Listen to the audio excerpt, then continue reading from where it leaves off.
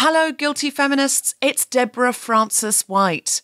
So this is the very first episode of the Guilty Feminist ever broadcast that I am not in. I had to go unexpectedly to the Cardiff International Film Festival because my film was nominated for and delightfully won an award. What this meant was I didn't want to let the Liverpool Irish Podcast Festival down, so I sent the wonderful Alison Spittle, far more Irish than me, and the excellent Kemah Bob and some incredible guests to Liverpool, and they made this amazing episode. It was really wonderful for me to listen to it, actually, and hear a full episode of The Guilty Feminist that I hadn't attended. I hope you enjoyed as much as I do. They really, really did do a phenomenal job. Before I hand you over to Alison and Kemah into their very safe and hilarious hands, let me tell you about a few things that are coming up this week and in the new year. This Wednesday, the 19th of December, is my final book signing of the year at the Choose Love pop-up shop on Fubert's Place off Carnaby Street in London. Come down to Choose Love, buy life-saving supplies for refugees who are absolutely freezing. Buy yourself some sparkly Choose Love Christmas merch, get your book signed, have a selfie, and I'm making your friends Christmas videos for a £3 donation to help refugees.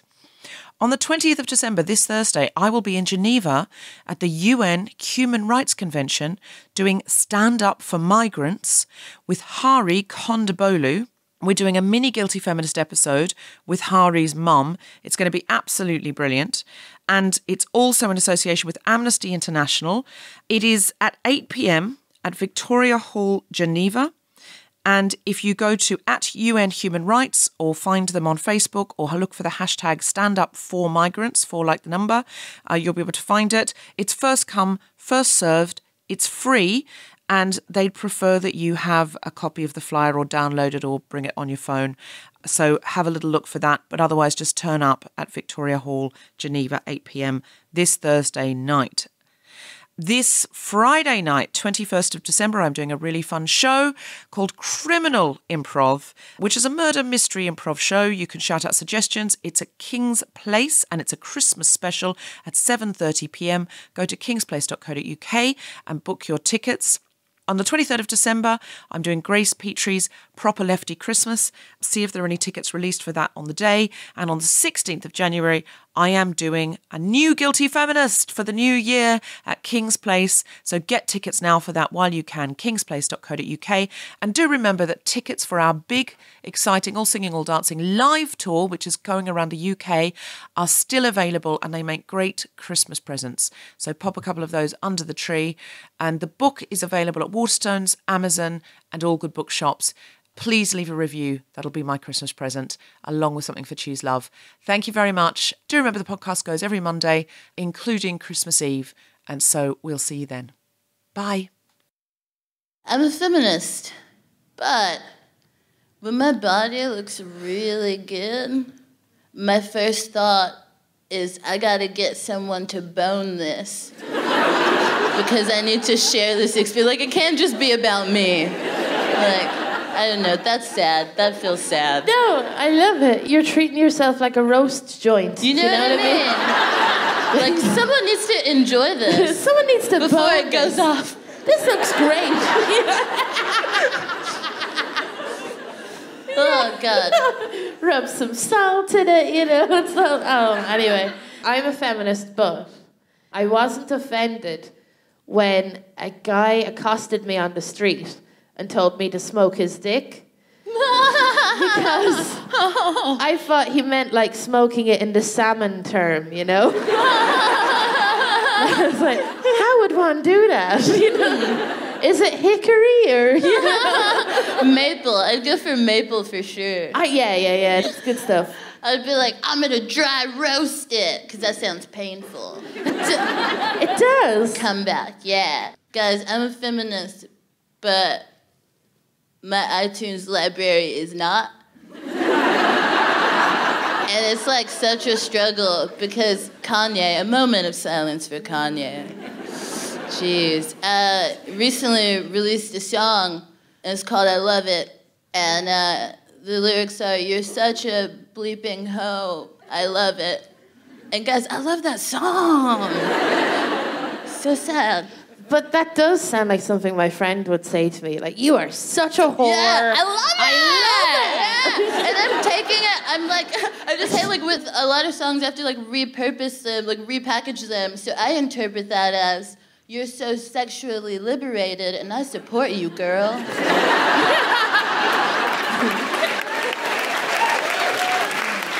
Thank you, Kanye. Yeah, that is literally every song, isn't it? Yeah. It's like, ooh, shake it. You go, I support you. Like, yeah. Okay. Oh. I'm a feminist, but I moved to London this week. And I told my boyfriend he can stay in Ireland because he has to go to a stag party today. Wow. And he's going to fly in next week.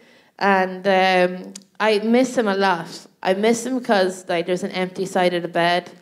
I miss him because when I was unpacking my stuff, I had to go up 4 flights of stairs with a very large suitcase. Also, the biggest time I missed him was when the tube stopped for no reason. And I thought there was going to be an attack. And normally when I have anxiety about terrorism, I always go, but he'll be my human shield. But he wasn't there. Oh my God. Oh. I just have to use these tourists, you know. Oh God.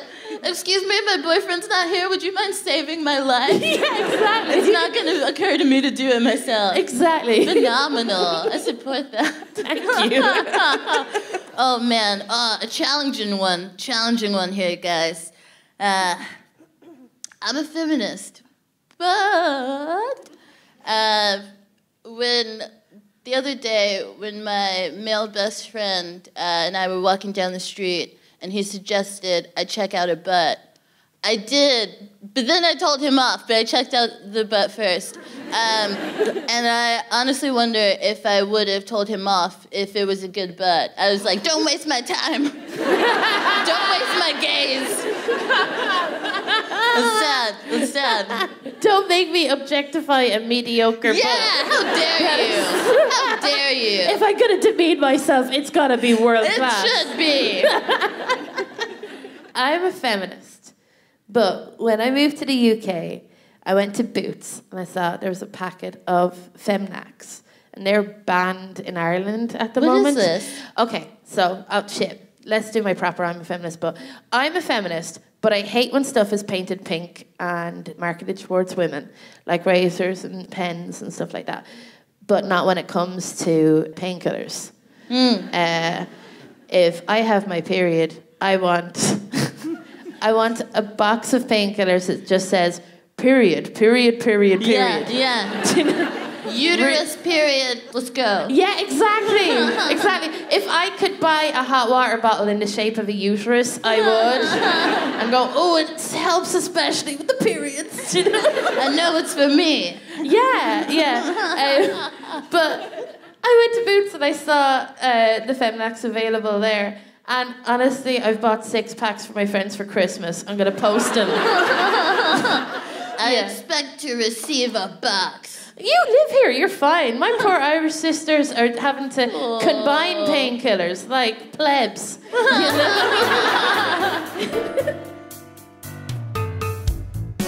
Live from the Everyman Playhouse in Liverpool, the Spontaneity Shop presents The Guilty Feminist with Alison Spittle and Kemah Bob, and our guests Kerry, Abel, and Alisa talking about change and assumption. This is The Guilty Feminist, the podcast in which we explore our noble goals as 21st century feminists and the hypocrisies and insecurities which undermine them. Ooh, very nice. Oh, yeah. Very nice. Because I listen to The Guilty Feminist a lot, and it's almost like I sing along with Deborah, and I'm like, undermine them. Yeah. Undermine them. Yeah. You have to get the tone right. If this was SingStar, you know, you have to, like, get it together. Undermine them. Undermine. No, wait, now, feck it. Okay. Whoa. Hello, Liverpool. This is amazing. The last time I was here, I was accompanying my friend for an abortion. So it's nice to be back under happier circumstances. I didn't see much, to be honest. Saw a sandwich shop at the airport and the B-Pass clinic. It was a flying visit, you know? We couldn't get in a Beatles tour at the time. Oh, someone's leaving. This is my first time here. I saw so many things on the way from the station to this theater, and I feel like I get it. I feel like I understand the Liverpool spirit, and like I've had a full experience. So yeah, thank you for welcoming me into your culture. Yeah. I've seen a place called Pound Cafe. Oh, turn up. I like the sound of it. Yeah. Yeah. Sounds like some value for sure. Yeah. Has anyone ever eaten at Pound Cafe? Yeah. Okay, nice. What would you recommend off the menu now? Say if Anthony Bourdain came and he was like, "This Pound Cafe, tell me more." What would be the best he would have to like resurrect himself. Yeah, I wasn't being realistic. Like, even if he was alive, there's as much chance of him going to the Pound Cafe as he is dead. You know? It's not a realistic question. Upset. So, Alison, yeah. do you make any assumptions that you feel aren't harmful? Aren't harmful? Ooh, I know, right? Okay, I'm making the assumption that I'm going to get robbed or killed all the time. Well, that is harmful, yeah. Like, I'll tell you about one thing. This guy broke into my house once, and... What is your life? Yeah, I know. What is going on? I know. We must protect her at all costs. Oh, man. Tell me about your assumptions. Dude, I think, like... For me, I assume so much. The most irritating assumptions feel like that, where you have to fill in the blanks without evidence. I find myself often wondering whether or not things were racist. Oh. Yeah, and then I just assume they are. Woo! Do you mean like situations or... Yeah, like things that happen, say, with the person that you can't follow up with. If that makes sense. Okay. So maybe someone ignoring my presence in a room, or least favorite space one is people bumping into me from behind. How can I move? But yeah, with like just weird things, and you're like, is that London or is that my black womanhood? Like, you know? Yeah, I don't want to raise your experience, but like I've moved to London for 4 days. Yeah, people are a-holes. I was in Lidl and I wanted to kill everyone. Yeah. Like, I literally did. Yeah. I'm and like, that's like, for me, that's an assumption based in fear. Yeah, but what annoys me about London is like I was in Lidl and I was like deciding between crunchy or smooth peanut butter, right? They know what they want already, and they just get in there, and it's like, just let me make a decision, mate. It's weird. Yeah. Do you have that in Liverpool? Like assholes? No assholes in the whole town. Amazing. It's weird. I like to smile at people and say stuff. You know, I'm like, you look amazing, and nobody wants it. I do that too. And they look at me like I've literally gone, I want to kill you and your children. Yeah. Like you're like, oh, your skin looks amazing, but what they heard was, I want to wear your skin. It's really rude. Like, just accept my love, you know? What I like doing is I like making weird faces at small children. Like, if they stare at me, then I'll just put my tongue out like that, right? But I assume they're not able to talk. But then when they do, I run away. They're like, Mommy, and I'm like, abort. Mission. Yeah. Oh, man. Children freak me out. I assume I'll never have them. Yeah, I do too, until, I don't know, it's weird. My friend has a baby, and it's just such a cute baby. I doubt it.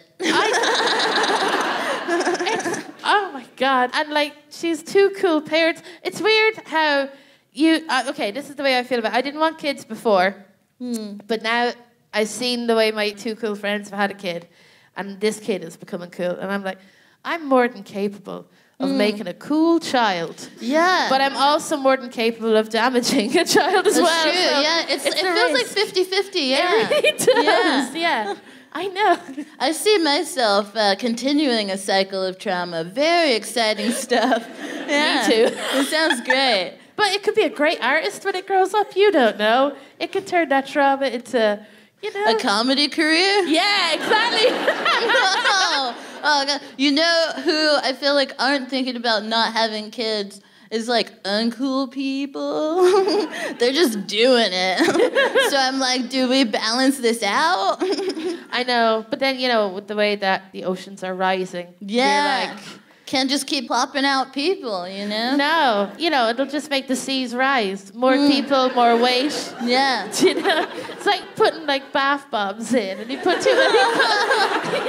Yeah. And that's just this messy situation. I know. You're like, this is not what I was promised from Lush. This is not a relaxing experience at all. It's just an overflow. Yeah.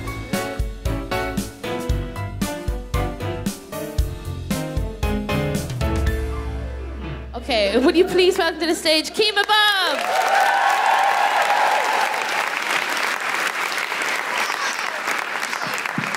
Oh, God. Hey, guys. Ooh, what an exciting time. My name is Kemah Bob. Nice to see you. Bob is a last name that I acquired through slavery. And I assume that my slave master was a chill dude, because if he wasn't, then my last name would probably be Roberts. You know what I mean? I feel like he was a cool dude. Like, he was like, my dad's Master Roberts. Hey, lemonade for everyone. That's probably a massively incorrect assumption. But hey, why be upset about slavery? The trauma is only in my genes. That's science, not an assumption. So with the theme assumptions, I was just thinking, I was like, I'm going to write about all of the assumptions that I do, but also that I face. Ooh, I know, intense. Guys, what do I assume about myself? What do I assume about my appearance? Partially, I assume that this hair color, which I call LGBT, it's the best blue-green. It's the best blue-green. I assume that maybe it would signal that I'm like an artist, maybe some queer signaling. Not the intention, but the assumption. But most people have assumed that it means that I smoke hella weed. They wouldn't be wrong. It's crazy. I feel like a lot of people assume my gender, as a lot of people assume everyone's gender. I don't get upset with them because they're correct. Yeah. But yeah, guys, we gotta stop assuming people's genders. Yeah, woke bomb. Amazing. I also assume, and this is me projecting my insecurities, that I look like a person that doesn't like dick. It's my own thing. It's my own thing, my own problem I need to deal with. I assume that everyone is single. Yeah. Do you know that awkwardness when someone's like, oh yeah, my girlfriend, and then you have to keep looking at them with the exact same eyes? As if you're not hugely disappointed? Oh yeah, she sounds great. So happy you're with someone. I assume everyone is single, but I never assume anyone's attracted to me. Just feel safer that way. Then I found out about a term called being flirt blind, when you just don't know when people are flirting, and now I assume I'm that. That feels safe, yeah. Dudes, at a party, I will assume that someone is bitchy before I ever assume that they have social anxiety. I'm like, that quiet girl in the corner, she's judging us all. Oh, God. I think we should assume disability more. Yeah, man. I actually made a friend with someone who I thought was a huge jerk. And she was like, nah, dude, I just feel way more comfortable thinking about stuff in here than saying stuff out there. And your bad vibes made my anxiety worse. So who's an asshole? It's me, for sure. Oh, God. Guys, assumptions are built on fear. They're built on fear, not evidence. There are a lot of white women in America right now calling the police because they assume that black people don't live where they live. I see, like, oh my God, the other day it was like a barrage of like tweets, videos of women just being like, do you have a key fob? Like, what apartment number are you in? Oh man, what a big assumption that you're like the only kind of person that lives in your building. The assumption that seeing like a person of color on the street means you're in danger. Here's what I need you guys to realize. There's nothing you have that we want. That's a pretty huge assumption that you've made. Who's an asshole? So yeah, I just think we should think about the assumptions we make every day. But hey, I'm guilty, you guys. I'm guilty. I assume that old white dudes don't respect me. I just do. I don't know. I'm just like, that guy doesn't like me. Definitely voted to leave. But I also don't date white dudes. I prefer not to date white dudes because I assume they're going to offend me. I don't like to be microaggressed where I sleep. It's just a thing. It's just a thing. But this is based on evidence, you guys. It is based on evidence. I've had weird stuff said to me. Like, oh, goodness. Like, wow, you're not what I expected a black woman from Texas to be like. What kind of assumptions have you made, Crispin?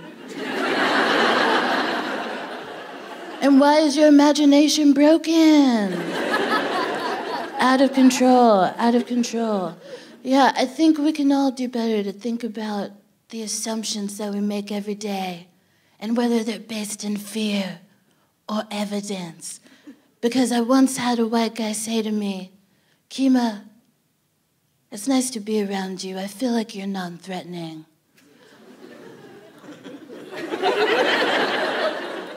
To which I said, what the fuck did you say? Because I want the option. Okay, thanks.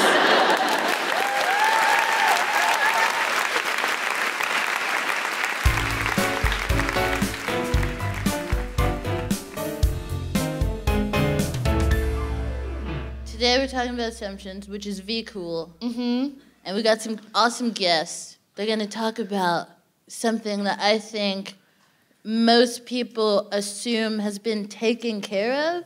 I certainly assumed that abortion was more accessible in UK and in England than it apparently is. Yeah, I assumed abortion is legal here. Yeah. Because it's like us Irish people go over and shop here a lot, you know? Yeah. Just checking out the malls in Liverpool. That's what we told people. Catching a musical. So our next guests are Alisa Berry-Ryan, who's a coordinator, and Kerry Abel, who's the chair of Abortion Rights UK. Please clap your hands and welcome Kerry Abel and Alisa Berry!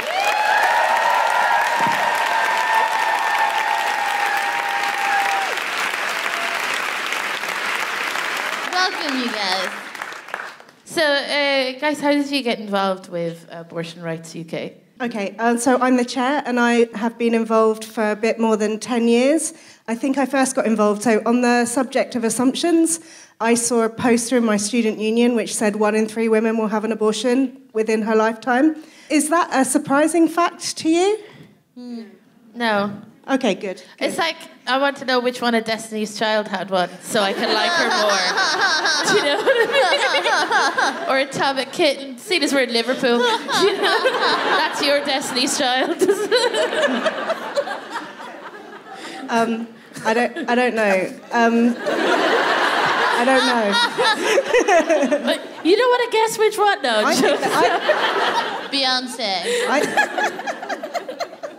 I'll give it that. Yeah, keep going. I feel like at a young age, like maybe like she's like sexually active and her mom is like, no, Beyonce, I have a plan and nothing's gonna get in the way. It's a plan C. Yes.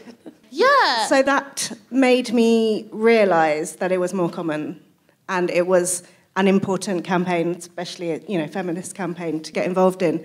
And then I don't know about other activists, but you usually get involved in things or get yourself tasks when no one else volunteers. So you're in the meeting when you have to do something. So that's how I got involved. And I think about 10 years ago, there was a big struggle to defend the abortion time limit. So the time limit is 24 weeks at the moment, and there was a campaign, a sort of pendulum swing campaign, to go from bringing it down from 10 weeks or bringing it down to 22 weeks, and there was a big debate in Parliament about it, and so we got involved to defend that. And it was quite a difficult campaign to keep all of our group, even pro-choicers, together on, because most abortions happen, 98% of abortions happen before 20 weeks.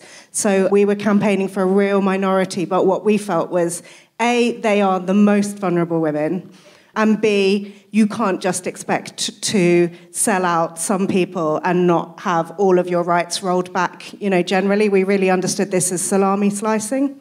So that's the most pointed bit of campaigning that I really got involved in. That's really cool. What about you, Alisa? I got involved with abortion rights. Bring the mic up to your mouth, baby. Jesus, why did I say baby? Sorry. I'm a feminist, but I sound like a creepy director when I keep it. Bring it up to your mouth, baby. Yeah. Now tell me how you got involved in abortion rights. Baby. Funny you should say that.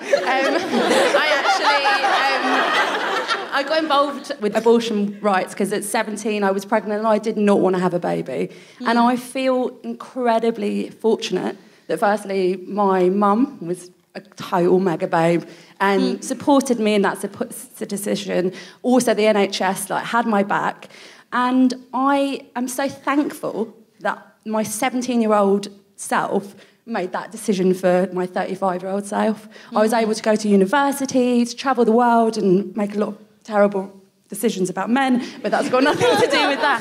I got involved because I think it's the cornerstone of equality. I think without abortion and the way to control our reproductive decency, we will never be equal. I think stigma is still a massive, massive issue and hurdle. That's why I'm sitting here and oversharing with you. I had an abortion, and I'm really glad I did. I tell people at the end of... guys. I talk about this all the time. My friends call me an abortion bore. I get into conversations on the tube. I'm in from London, and I'm also not an arsehole, so just saying. Prove it. You treat abortions like Love Island, just talk about it non-stop. That's right, I also love that. But basically, the job came up, and I've been there for about 5 years, and I love it. It's a women-led organisation, which is badass, really. That's so cool. Yeah, what all do you guys do at Abortion Rights UK? The official sort of strapline is we exist to defend and extend abortion rights. We make sure that we listen to women and that we're grassroots and led by women. And the repeal election in Ireland... Hey. What did the thing say? It was like ta? Yeah. Ta. Ta is Gaelic for yes. Yes, baby. Ta, honey. Yeah. I think that's opened a very useful and brilliant conversation to really explain why women need abortions, why abortion rights are human rights, and how choice is important. We know from the Solvita Halapanava case, unfortunately, in 2012, a woman who died because she wasn't given an abortion. We know that it is life or death situation sometimes. And I think that also changed the conversation in Ireland. I don't know what you think. Oh, it did. It definitely did. So, I've been involved in the abortion rights campaign since before Savita died, but I remember there was a lot more people at the next march after Savita died, because I think there's a weird thing in regards to reproductive rights campaigns where I found this in Ireland, that people can have good abortions or they can have bad abortions. And bad abortions are people that don't want to be pregnant, probably enjoyed themselves while having sex to get pregnant. The good abortions are either people that wanted the child and couldn't continue with the pregnancy, or people that were involved in rape or incest cases. And I found that the way that people talk, I mean, it got better. There was people like Tara Flynn and Roisin Ingle who talked about their abortions quite openly and kind of changed the conversation that way. But I find that the UK and Ireland are very interlinked, especially Northern Ireland, because that's still illegal there. And British people can do something about that by contacting their MP. Like, they can do a lot more for Northern Ireland than the Republic of Ireland can, because there's no jurisdiction. We don't share a government, and Northern Ireland and the UK do. So, and also, I know that you This is a whole geography lesson for me over here. I'm just like, what? How many Irelands are there? And it's like I'm teaching you by abortion laws, you know? Yeah. It's like It's the best way to learn. Mufasa and Simba just looking beyond. That's where no abortions are allowed. All of the islands. And here where the sun shines. All of the islands, it's difficult. Gibraltar, no abortion. Isle of Man, no abortion. Yeah. Anything off the coast. Yeah, because when I accompanied my friend, there was a lady from the Isle of Man, and it's all about inconvenience. It's all about, like, you know, people having to fly. But I just want to ask, and this is a curiosity on my behalf. So there was a Victorian law that made abortions illegal, and that's still there, isn't it? I just want to, Yeah, so I think Kemah opened up this conversation by talking about assumptions, assuming that abortion's legal. And abortion in England, Wales and Scotland is legal in certain circumstances. So the Abortion Act, the 1967 Abortion Act, which is 51 years old now, it legalised abortion in certain circumstances, and I'm roughly going to sort of précis it. If you're less than 24 weeks gestation, if 2 doctors agree, and if you can show that it will cause some mental or physical detriment. So obviously that can be interpreted in different ways, and some doctors will say, because it is way, way, way safer to have an abortion than take a pregnancy to full term, some doctors say just on that basis alone, it will always be a sort of physical, that box is always ticked. But because there were raids a few years ago on GPs, a newspaper filmed women who had cameras in their bags asking for an abortion. Because doctors now know that's happening, I don't know if anyone's had this experience, but doctors will often now try and get you to say the words in almost the legal language in case you're recording them or something. Which paper did that? Telegraph? I think it was the Telegraph. Oh, I suspected them. I mean, it's ruined some doctors' careers. I mean, they were all... None of them were prosecuted, but I don't think any of them are back practicing abortion medicine yet. No, and it also created a chilling kind of effect on doctors, which means that they're not able to kind of best serve their patients because they're concerned about kind of like what could happen. I think what's really important, like kind of as Kerry explained, so you can have an abortion in the UK, apart from... England and Wales, and Scotland. But if you dodge any of those barriers of access, so for example, if I tomorrow found out I was pregnant, I was like, shit, I don't want to be. I went on the internet and I got some pills. I'm breaking the law, and the law I'm breaking is from 1861, before women had the chance or the right, or won that right. We also shout out to them for doing that. That means that I could go to prison for life. And it's 2018, just the 1861. Oh, it's not 1861? 1861? My God, what time is it? But in Ireland, in Northern Ireland, it is still 1861. Yeah, it's insane. So you're fighting against politicians that are like anti-abortion rights, but also there are people that are anti-abortion rights that like are outside of abortion clinics. What are you doing, and how can we support you in regards to fighting those bastards? Yeah, I don't think I'm sorry. True. So our campaign, we want abortion to be legal, and that is definitely, a big part of it. But we also want abortion to be free, and we want it to be safe. That's partly why it's and important. local. it's important to be legal. And I think another part is for it to be local. So as we talked about the hassle, but also the expense of travelling, if you're coming from Ireland or Gibraltar, sometimes women from Scotland there's no post-18-week abortions in Scotland. So they say that they follow the 1967 Abortion Act, but they don't actually perform the whole of it. So women have to also travel from the Highlands and Islands and from Glasgow to come down if they're having a later abortion. So we campaign for all of those things to make it, normal, not stigmatised, easier. If it's a woman's choice, we want to make that kind of flow as easy as possible. We have a big problem with clinic protesters, anti-choice clinic protesters, because they feel like it is their right. They feel like they're getting some traction as well. So they stand outside abortion clinics and say things like, don't hurt your baby, you're a good mother, things like that. And they carry extremely graphic banners, huge banners. In my opinion, they're not even accurate. I don't think they are kind of pre-24-week fetuses, but, they're not going to listen to reason, are they? And they don't understand science. They still peddle these myths that you can get breast cancer if you have an abortion, that you'll be infertile if you have an abortion. This is not the case. The NHS website is very explicit on this. They obviously know that they have to bust these abortion myths, so there's a sort of specific section on the NHS website to explain that.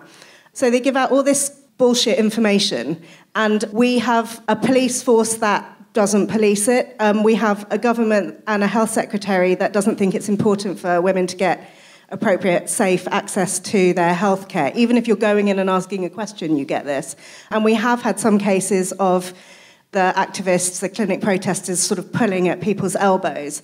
So if you ever see that, please report it to the police. If you ever see somebody outside a clinic with a banner or with leaflets, anything, report it to the police, because we're having a really tough time explaining to the police why they shouldn't be there. Alisa, when she was on the phone to them, had a really interesting conversation where the police said, when you came, there was handbags outside, wasn't there? Like, we're causing the problem by just kind of trying to show the other side. The majority, there's a recent poll where only 6% of the whole country think that abortion should be legal in any circumstance, so 94% of us are the huge majority. People may not talk about this because of all the stigma, and that really helps the anti-choice brigade, but we're far and away the majority. And I don't know if you've seen some of the videos of people approaching the clinic protesters and having a go at them. Outside Blackfriars, there was an abortion provider that hired a GP surgery in South London. They did that because with the pill, taking the 2 pills, because in 1967 they imagined it would be a surgical procedure. They said that they had to be on, hospital premises with licensed people. But now I think it's 50% of people have a medical abortion, which is you take a pill on the first day, you come back the next day, you take the second pill. Be able to do that at home soon. We have campaigned for, it started in Scotland actually, but now women in England as well, England and Wales and Scotland, can take the second pill at home. Yeah. We're trusted to take a pill. That's wild. But because of this kind of slightly backwards position we're in with the law, abortion providers decided they wanted to be more local, so GP surgeries are really useful. So they hired this GP surgery on Tuesdays and Thursdays. Abortion clinic was Tuesdays and Thursdays, and people could be booked in for that. But the aunties decided that they'd picket this clinic, and they were quite successful almost. Like, the GP surgery were really wobbling and saying that they wanted to give notice on the abortion providers because it was causing such a stink. But the really interesting thing is that the clinic protesters didn't protest Tuesdays and Thursdays, they protest Wednesdays, which was mother and baby clinic.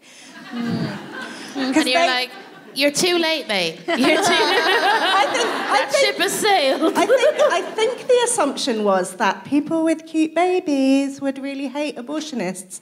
But actually, women who've gone through 9 months of pregnancy and have small children are acutely aware of how much effort it is. And so they are very pro-choice. And more than 50% of abortions now are from women who've already got 1 child. So this myth of, silly young teenagers who don't know what they're doing, who are just willy-nilly having sex and then getting pregnant and needing to get rid of it, is actually a myth that we should bust, because that's not the situation. But these women who, there was a video of a heavily pregnant, 8-month pregnant woman who let rip on these protesters. And they were actually, there's one woman there in the video who does media. I've met her on different shows. She does sort of anti-choice media. So she was the one leading it. But the other protesters were really not very comfortable with having the truth sort of put in their face.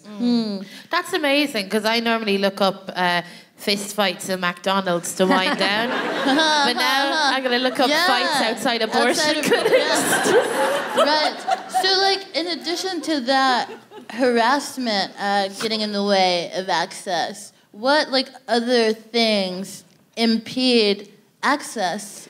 We haven't got the statistics because they're not collected, but we are not we have lots of anecdotal reports of GPs not giving women the right information.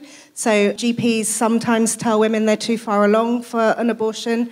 There was some anti-choice American research that said if you show a woman the scan of the fetus, that they will change their mind. They do that in Texas. So, it's the law. Yeah, they because of this have research. to make them show them the ultrasound. Because the weirdos. thinking is that women will change their mind because we're so fickle.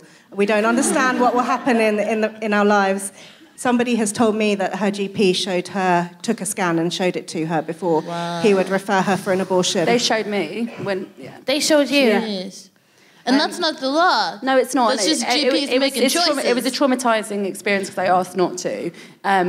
You asked them not to show you the scan? I asked them not to. And I think there's a couple of things in terms of understanding barriers to access. I think there's the idea of someone being sort of anti-choice and kind of giving you false information. They're not allowed to do that by law, but it doesn't stop people. And let's be very clear, most people don't. Like, most doctors will do the right thing, okay? But I think... it's also, there's some really practical things about having a busy life. You could be a mum already and you're just not able to make those two visits. Thank you. There's two vixen visits. Yeah, exactly. Yeah. You've got to call it that, or they won't let you in. Or what if you're in an abusive relationship Absolutely. and you can make one excuse to get out of the house once, but the second time it might be harder and it might endanger you. Also, if you're not documented, and so, or a migrant person, or I think there's lots and lots of really understandable reasons why people might go outside of the law. I think also the other thing is a lot of people don't understand that we have these very, very strict old laws in place, so that people might be doing it and breaking the law without even knowing. And I think that's really important. So is there a campaign to get this law repealed?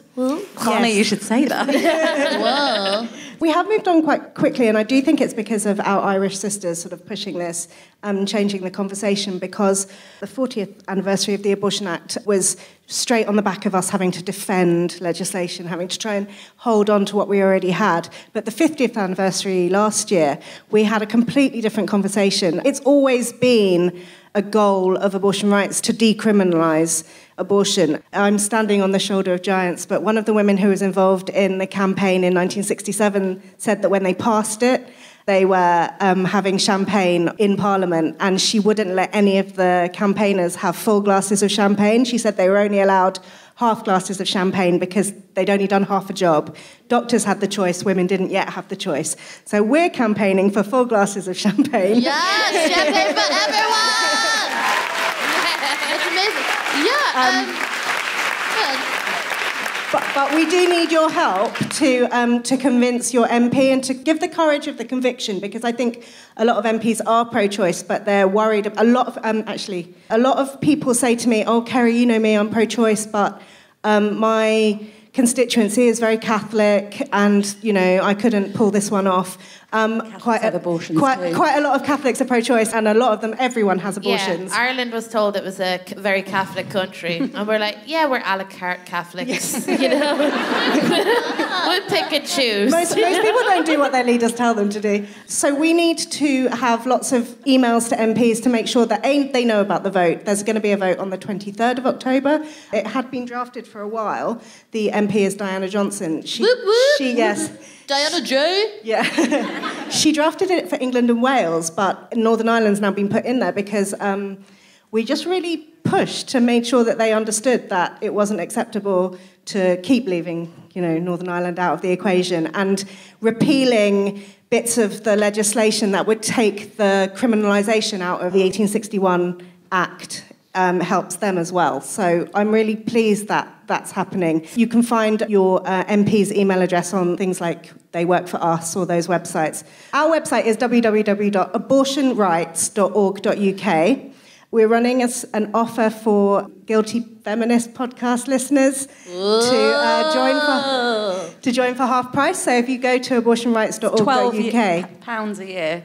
It's abortionrights.org.uk/GFpod. Yeah. So please do that. We love a sale. So can I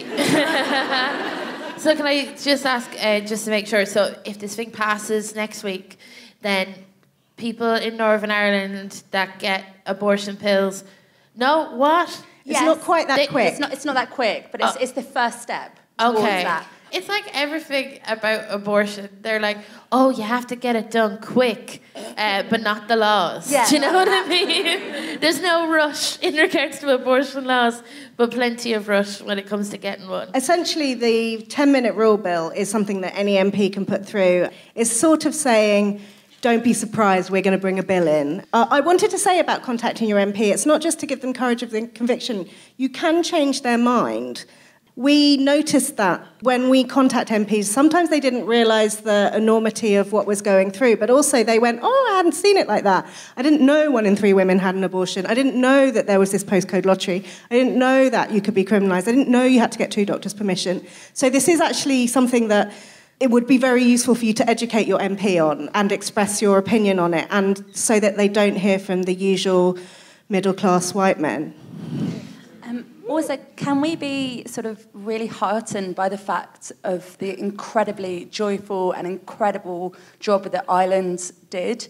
That activism actually works, that you can change people's minds and you can get shit done.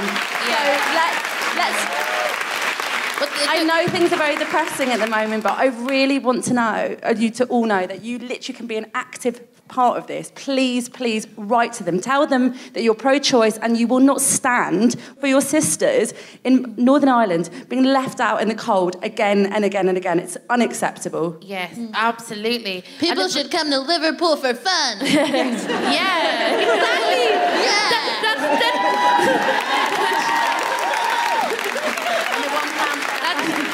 That should be the new tagline now that abortion is legal in Ireland. Travel for fun. Liverpool, not just for abortions or football. Wow.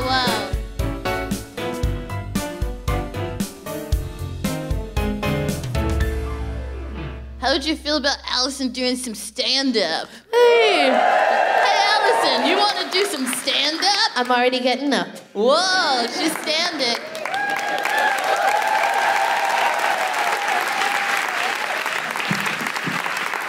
Hello. So today's show is about presumptions, and I want to talk about a presumption I made that Assumptions! Oh, assumptions, not presumptions. You presumed, I assumed. What is the difference? What is the difference? There's not in the stand-up, guys. Okay, I assumed something, because I'm sure it's the same thing, right? So, I presume... I support you, 100%. I know. The topic for today is presumpts/assumptions. Yes. Deborah wouldn't have done this. She would have... You guys assumed Deborah would be here.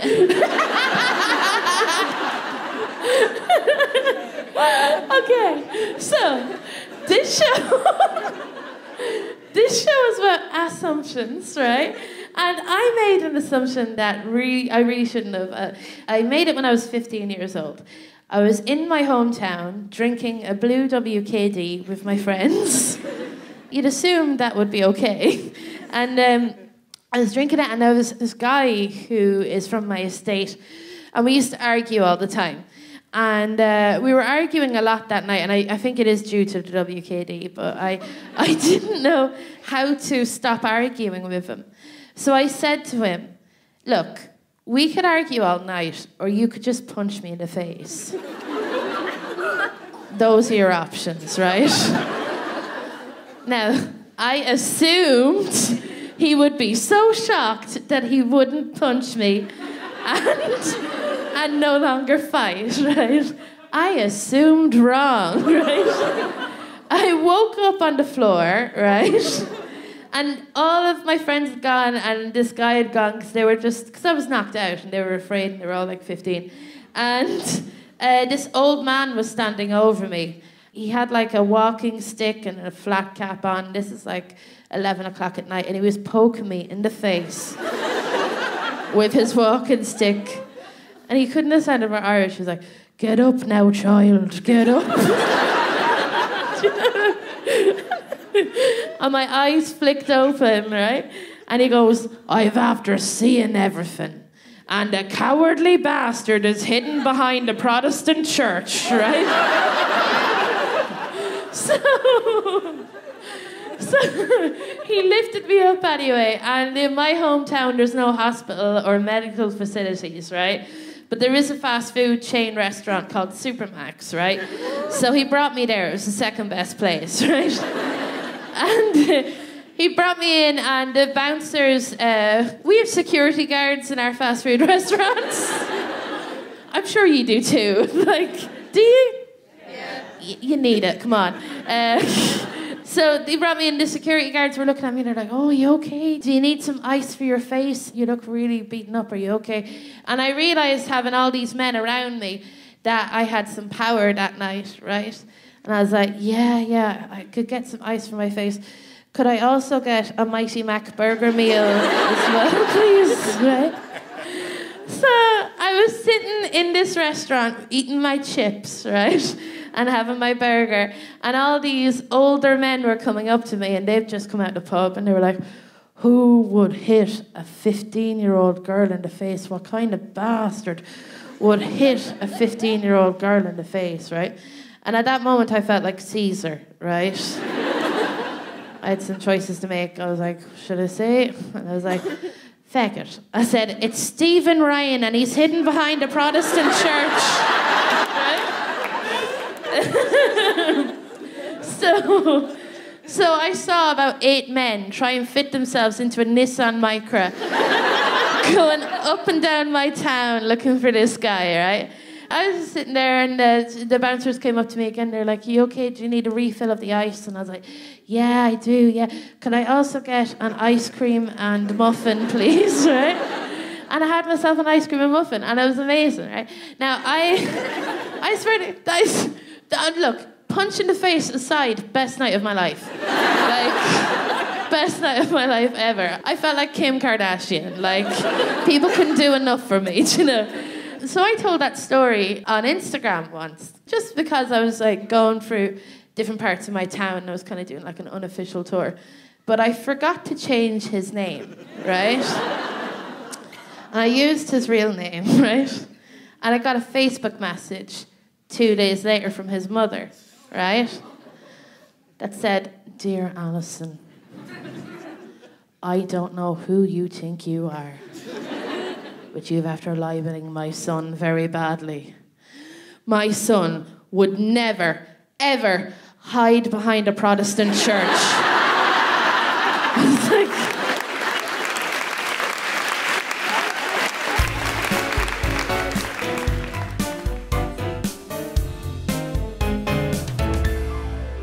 So guys, have anyone got any questions that you'd like to ask? Hey. Hello. Hello. I'm Emma from the Liverpool Irish Festival. Just wanted to Amazing! say thank you so very much for being here. Thanks for having us, Emma. We're so proud. One of the questions that I've got is that following with the referendum, there are still some people, I think, who don't know what actually is going to happen now, because it isn't that it's legal now to have an abortion in the Republic, is it? And I just wondered if you could talk through what that process is going to be and how we might be able to support that as well. Yeah, so yes, President the government... Alison.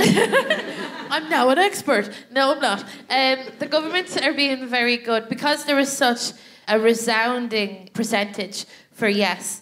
It's actually kind of made the process a bit smoother. So people from the anti-choice side can't say that they are kind of in... It's like the whole Leave, Remain thing here, right? You lost by a very small percentage, so you can still complain and go, and I'm sad you're leaving. Like, I've got a British passport. I'm very sad that you're leaving because I'll have to get 2.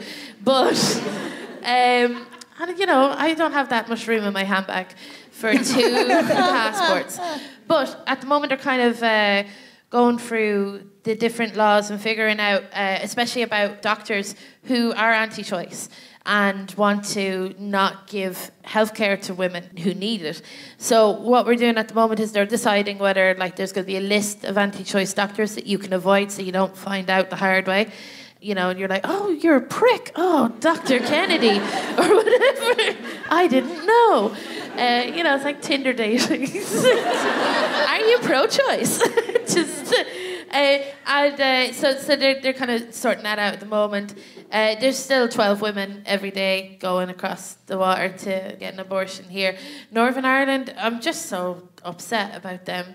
And because I feel they get ignored all the time. And the only time that Northern Ireland is in the news is when the DUP is annoying the Conservatives.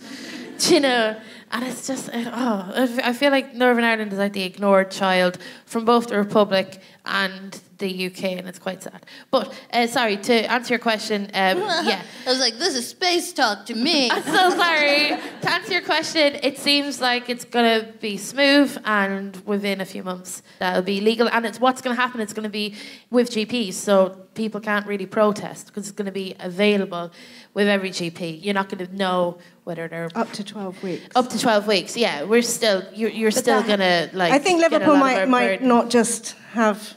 it might just not be tourists from Ireland completely. Okay, so we could go Liverpool, not just for early abortions. I like it. It's getting longer and longer each time. I think that's important. I think because, especially in Liverpool, that you have to welcome so many women over. Women from the north can also apply for money to come over for free now. They get their abortion paid for and some travel money, but we've noticed that that's still a problem for women who don't have passports, for women who've got childcare, etc., who have to earn a living, things like this. So there's still a big campaign to be had.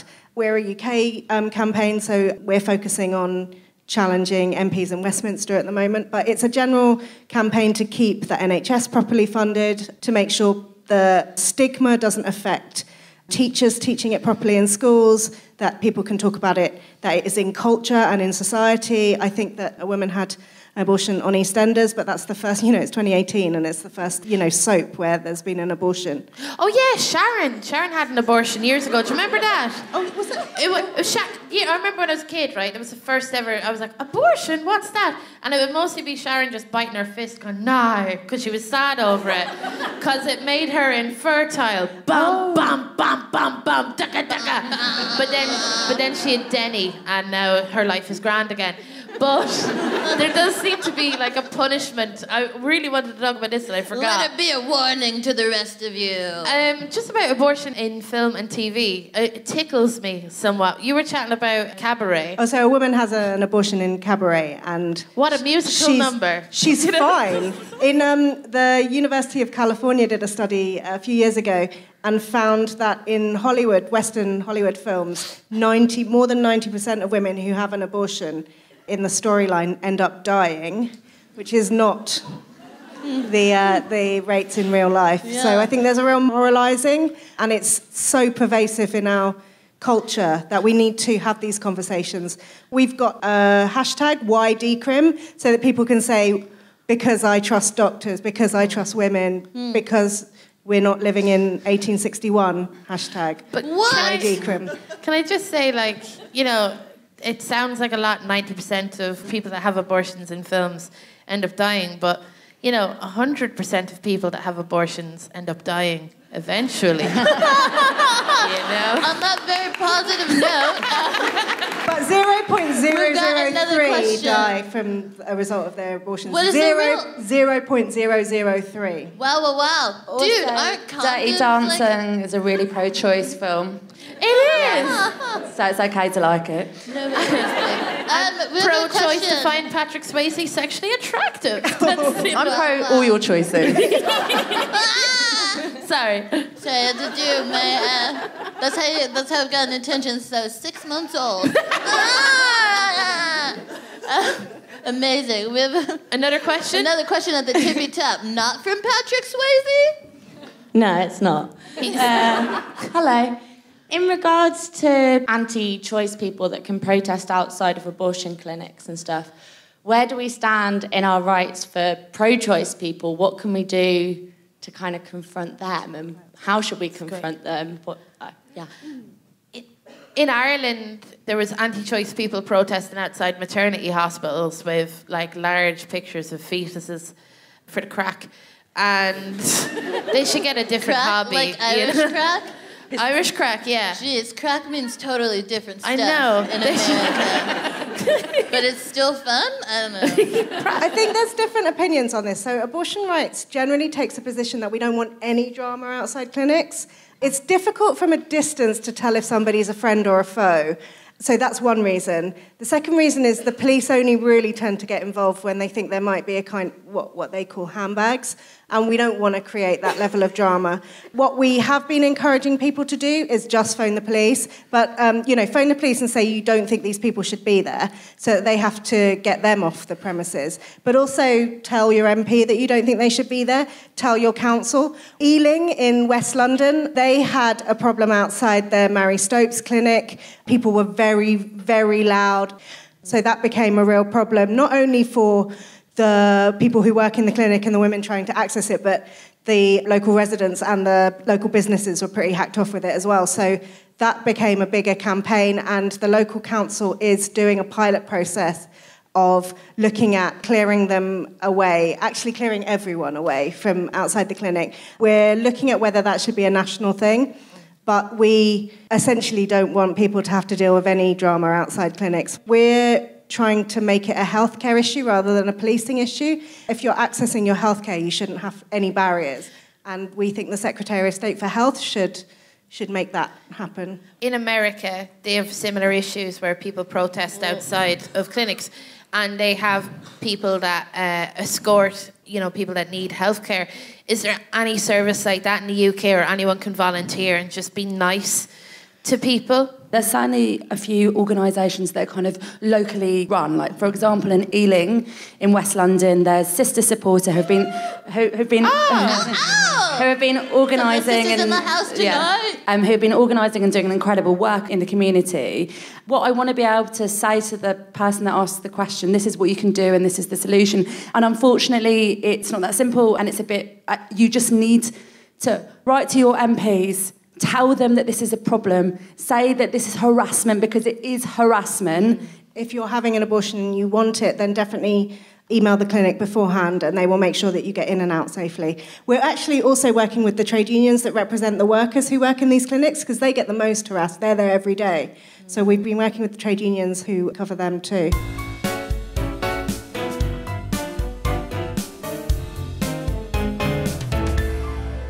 Is there a charity of the week? So my name's Beth, and I'm the secretary of the Homeless Period Liverpool. So, thank you. Well, just introduce myself. So a bit about what we do. We provide sanitary products to women and people who have periods. And we do this by having big pink donation bins in various different locations across Merseyside. And you're more than welcome to put in some sanitary products. At the moment, we're really looking for knickers of all sizes and baby wipes. We then have volunteer-led sessions where we curate the packs and then distribute them to various different charities across the region, from women's refuges, homelessness centres, food banks. Our ethos is very much, if anyone in here needed a pad or a tampon, we'd give it to them. It's access to everyone. This is really a short-term solution, however. We were doing it for about 2 years, and now we're going to be looking more to long-term, ultimately to end period poverty that's got to come from a governmental and policy level. So we want to be doing a lot more lobbying and campaigning, and also partnering up with a lot of the other period poverty organisations in the UK. Another branch of what we do is creating inclusive women-led spaces, and these are spaces to network, collaborate, socialise, and generally just celebrate how brilliant we all are. Another thing that we do is about education, so we really want to destigmatise periods and the myths and shame that goes around them, both in the UK and across the world, because it's more prevalent in other societies. So we're always looking for volunteers if anyone wants to come to the sessions that we do, or if you've got a particular skill that you think we can can utilise, please just give us a shout.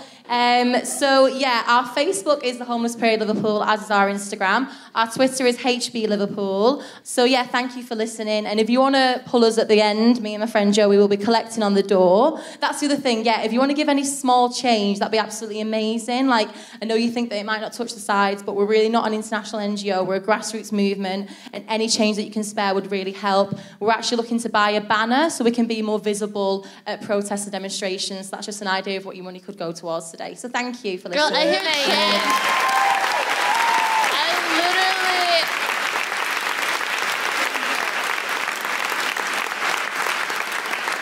I hear change like jingling in the audience already. It's hilarious. Yeah. Someone was like, I'll count my coins. Yes. Jingle, jingle, jingle. She was asking for small change. I would like to encourage big change. So Float to the bottom. Beautiful. We're going to do the plugs now. So if you would like to plug your organisation. You got anything to plug? I think I did that already, but let's go for it. So 3 things. Make sure you email your MP to explain to them why we need decriminalisation, why we need to decriminalise abortion. The second thing is join abortion rights at abortionrights.org.uk/GFpod, and you get it for half price. And the third thing is use your voice. Make sure that people know that 1 in 3 women have an abortion, that it is a human right, and we're using the hashtag at the moment, WhyDecrim.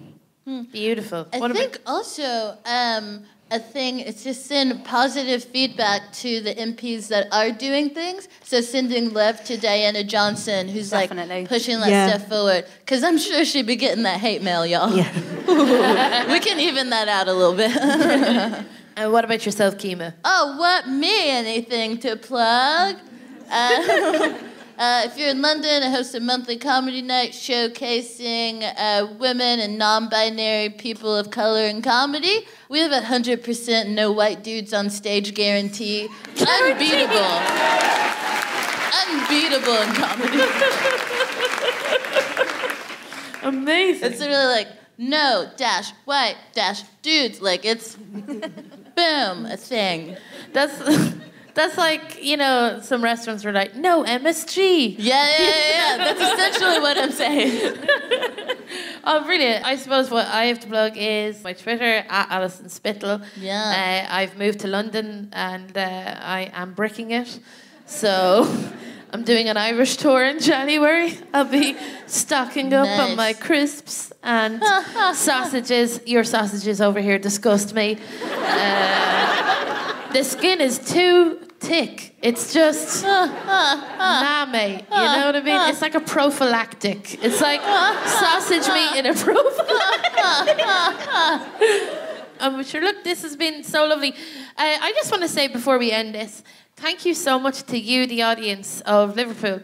You're amazing because you didn't have to be here. You could have been angry and you could have went, fuck this. Yeah, and you've been so lovely and accommodating to me and Kemah, so I just want to say thank you to Appreciate you guys. So thank you so much, guys. Yeah. It's been awesome. We were talking about it a bit before the show, and I was like, maybe it'll help if I change my ethnic identity to Deborah Frances-White. Yeah. That would be an amazing ethnic identity, not just white. Yeah, but Deborah Frances-White. Yeah. It's a special one. You have been listening to The Guilty Feminist with Kemah Bob and me, Alison Spittle, and our special guests, Kerry, Abel and Alisa Ryan. The recording engineer was Chris Sharp. Music was by Mark Hodge. The producer was Tom Selinsky for The Spontaneity Shop.